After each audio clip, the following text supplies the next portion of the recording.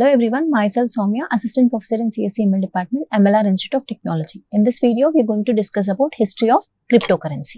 And coming to the overview of this presentation covers what is cryptocurrency, evolution of cryptocurrency, normal currency, evolution of normal currency and birth of Bitcoin. So what is cryptocurrency? So before going to know about different types of currencies or the first cryptocurrency, we should know what is cryptocurrency. So we have a term cryptocurrency. So in this we have two subterms, that is crypto as well as currency. So we know the general meaning of currency, right? But what is this crypto? Crypto meaning is nothing but it is concealed or secret. And we know the currency is nothing but it's a system of money. So cryptocurrency is nothing but it is a secret money or concealed money. So it refers to all encrypted, decentralized digital currencies. So we know blockchain technology, it follows decentralized technology. And the first application of blockchain technology is Bitcoin, which is a cryptocurrency. So this cryptocurrency indicates, or cryptocurrency follows what? It follows encrypted, decentralized digital form. And we know Bitcoin was the first cryptocurrency which uses the blockchain technology, and cryptocurrencies are nothing but those are digital currencies designed to be faster, cheaper and more reliable than the money. So we know the cryptocurrency is nothing but it doesn't have any physical form, it is only have the digital form, right? So they are compared to a normal physical money, it is very faster and cheaper. So I'll explain why it is faster and why it is cheaper and why it is more reliable than the normal money in the future slides. So coming to the evolution of currency. So before currency, or now we are using Indian rupees, right? So before that, what are the different types of currencies we have in the worldwide? We are going to discuss now. So we know generally we use two terms whenever we refer a money or currency, right? Or else financial things. Whenever we go with that things, we refer two things. One is currency and the other one is money. So generally we use both the terms interchangeably. One can be another or another can be one. But there is a difference between the two terms. So what is the difference? So generally money is nothing but it is medium of exchange, that is digital money. Whatever we are exchanging through the internet or through the transfer, that you're calling as money. But coming to the currency is nothing but it is physical or tangible representation of the money. When we have the physical money in the form of notes or coins, then that is called as currency. When we have the digital money or electronic money, then that you're calling as money. And coming to the evolution of currency, we have different types of currencies before we are having this cryptocurrency. So the first one is barter system. Next we have different metal objects, seashells, metal coins, and we have a proper banking system, and then we have paper currency. Right. So next we have electronic fund transfer, EFTs, and credit cards. Later on we have ATMs, then post terminal, e-commerce websites, right? So electronic money and cryptocurrency. So we will see how these are all evolved, right? In which area and which year they have been evolved and how the improvement have gone through. So the first system is nothing but it is a barter system. So the concept of currency evolved out of trading companies. The first earliest form of trading where what is the first system? It is bartering. So bartering is nothing but the people exchange goods and services for other goods and services according to their needs. For example, if I have something X item with me, then some other person is having the item B. Then what is the process here? Bartering system, in the sense I'll give X to you, you should give Y to me. So that is nothing but bartering system. At that time, at the initial stages of this, we don't have any currency. So at that time, they used to exchange the items. So that process, it is called as bartering system. If I give one item to you, then you should give another item to me. Then for instance, animal skins and tools were traded for barley, salt, spices and other services, right? So if I give the animal skins or related tools to the person will give the barley, salt, some spices related to cooking, all these things they will buy using this, by exchanging this animal skins. That process is called as bartering system. But the difficulty in agreeing to a standard deal as to a fair value of their commodities or services being exchanged, as well as the issues in the storage and transportation, made the bartering system impractical in long term. So if I'm exchanging something to the for the other product, right? This is like a space occupying thing. If I want to travel from one place to other place for this bartering system, I need to get all those things also. So because of this, this process became impractical in the longer term. So then for the practical purpose, in the 1000 BC, at the time of 1000 BC, so China, India, Africa and other different countries, so they used cowrie shells as money. So I'll give some shells. I mean, they referred as money at that time. So for that shell, they used to buy some items. So what is the name of the shell? Cowrie shell. It was made with a different copper or silver like that. Then there's the shell money, coin money and other forms of commodity money were used as a medium of exchange for goods and services across all trade continents. So in all the trade continents, these coins were exchanged for buying some products or some goods. So the first known currency coin was minted in 600 BC. So the first coin was minted in 600 BC in the country Lydia. So the Lydian coin was made of electrum. And what is this electrum? Electrum is nothing but it is a gold and silver. And on that we have an image of lion head. So we have a coin over there. So lion head will be there. That was made up of silver or gold. So they used to use that coins for exchange of goods. I mean for buying goods or some other items. Right. So this was coin. This was the first coin which was developed in the country Lydia in the year 600 BC. And then other countries started mining their specific brand of metal coins and designing a value for it. So each and every country, they have started designing their own coin. For example, in our India, we have rupee, right? 1 rupee coin. So before that, we have 25 paise coin, 50 paise coin. So like that, each country, they have designed their own specific coins. Then later on, the paper money was introduced in China around 960 AD. So long time, right? After so many years, the paper money was introduced in China in the year 960 AD. So, however, the permanent issue of banknotes did not take place till the 17th century. So, till 17th century, no proper money, no official money was there. But in the year 960 AD, the paper money was evolved. But there is no proper or official things are not there related this paper money in the year 960 AD. But the official bank issued notes were released in the year of 17th century. So, as the world moves towards industrialization and globalization in the 19th century, after 17th century, in the 17th century, paper money was introduced. And coming to the 19th century, so they have started this electronic fund transfer, EFT. So, electronically, I can transfer the fund from one account to other account. So, I can go to bank and I can transfer the amount from one account to other account. That was started in the year 19th century. And further advancements in telecommunication led to introduction of automated teller machines. So, that is ATM in the year 1969. Then I don't need to go to the bank directly. I can withdraw the money using this ATMs, automated teller machines. So, they were developed in the year 1969. And in the 1914 itself, we have a policy that, so who invented this policy? So, Western Union gave metal plates to selected customers that enables them to defer payment to a later date. So, in the Western Union countries, so they started this. So, they can buy the items and they can pay later. So, that's nothing but actually credit card system for our current system, right? So, they don't have any credit card over that time, at that time, but they use this policy. The customers can buy the product and they can pay later. So, this concept was adopted later in the year 1930 to 50 by oil companies, hotel chains and few departmental stores in the US. So, in the year 1930 to 50 itself, the US, different companies in the US, they started this credit card system. So, they don't have this card actually, but the process they used to follow is the credit card process. That means they can buy the items and they can pay the money later. But coming to the officially, the first credit card, presently we are using the credit cards. So, the first credit was, it came in 1946 and the name of the card is Charge It. So, it was the first credit card. The name of the first credit card is Charge It, and it was introduced in the country New York. And after that, in the 1999, so mobile banking came into the picture. right?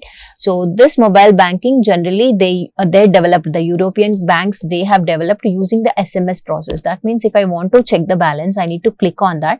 They will send the message to your mobile that says that your account is having so and so amount. So now the current mobile banking is whenever I open my account, it will show the account balance there itself. But in the SMS banking or this mobile banking which they used in the 1999 was, if I click on the check balance, immediately I'll get the message that your account is consisting of so and so amount, like that. And in the 2007, so contactless payment cards came into the picture. So how this contactless payments will occur? So where chips in the credit card and debit card allowed for a secure means of payments. So there will be a chip on the credit card or debit card. So based on that, it will work. So internally, what's the technology it uses for this cardless payments? It uses RFID or NFC. Radio frequency identification or near field communication. So if I enable that NFC in my mobile, I don't need to use the card over there. So simply I can put my mobile over there. So it will automatically deduct the amount. I don't need to use the card over there, right? So even the card also, I don't need to insert the card and I don't need to enter the PIN, right? So it will automatically detect according to the radio frequency. And mobile contactless payments like Apple Pay, Google Pay, Samsung Pay and other apps were developed in the year 2014 to 2018. And though we know like we are using different technology like electronic transfer, ATMs, mobile banking and this Google Pay, Phone Pay, but still the user has to maintain a bank account for this. So if they don't have a bank account, they can't do all these, right? For Phone Pay or mobile pay also, they have to have some bank account, right? For unbanked people, what is the solution here? Right? So hence the concept of a secure decentralized digital currency that can be operated by anyone who has an internet facility. So this is the cryptocurrency is the solution for unbanked people. So if the person is having a bank account, then no issue, they can use any of these approaches, any of these features. But if he doesn't have any bank account, then in that case the cryptocurrency is very suggestible. And this concept became reality with the introduction of Bitcoin in the year 2008 as a fully decentralized cryptocurrency. The first ever cryptocurrency was Bitcoin, which was designed and developed in the year 2008, which uses blockchain technology. So it is nothing but Bitcoin is a decentralized digital cryptocurrency. As of 2018, the number of cryptocurrencies in the world are 1600 and after that they were still growing. So now it might be 3000 and plus. Right? So we have different cryptocurrencies, but the first cryptocurrency is Bitcoin. So like that we have Ethereum, Namecoin, Peercoin. So like that we have so many cryptocurrencies in the market. So what about the Bitcoin? So we have all these systems, right? So we have electronic cash payment, ATMs, credit cards, debit cards and Google Pay. Then why we need this Bitcoin here? So if we have already all these payment methods, then why we are going with the Bitcoin? So that we will see here. So the banking system is the backbone of any economy. So we know any finance company or education sector, wherever you go, the bank will take a crucial role for doing the transfers, for anything. Mainly the financial or this economical companies, they do so many transactions. So I can say the bank is the backbone for all financial companies. But what this bank is doing? So it is charging the amount for transferring some amount, right? So for example, the A person wants to transfer amount to B person. For example, if he wants to transfer some 1 crore amount, then the bank will charge some amount. If you want to pay some more amount, then it will charge more. And also, whenever I take some loan, home loan, it will charge, right? The interest it will charge. So based on the number of years, it is charging.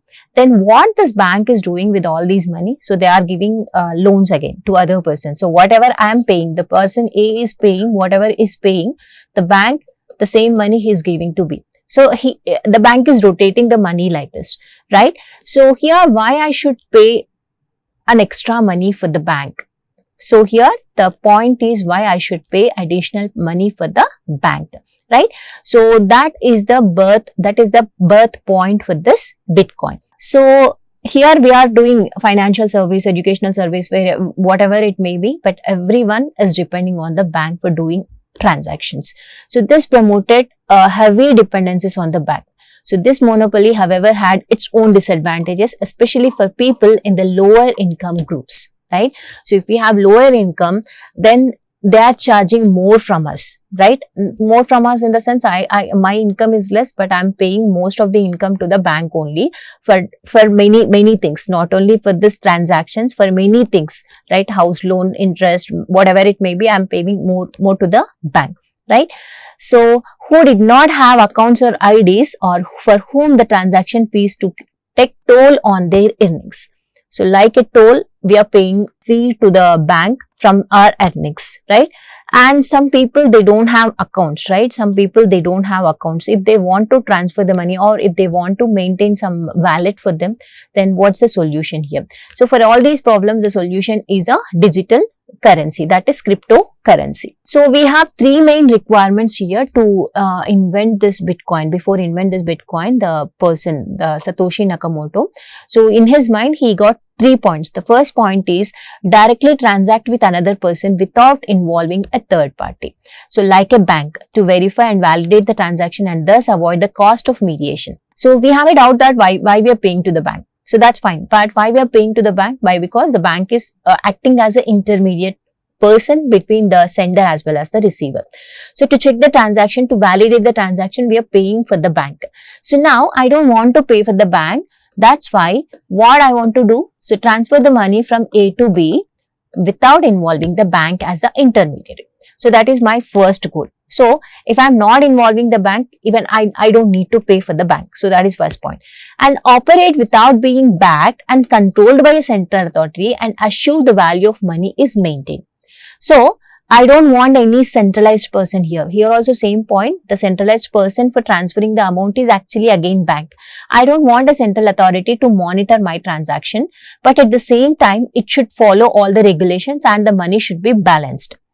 And the third is preserve transparency in transactions while still maintaining the user's privacy.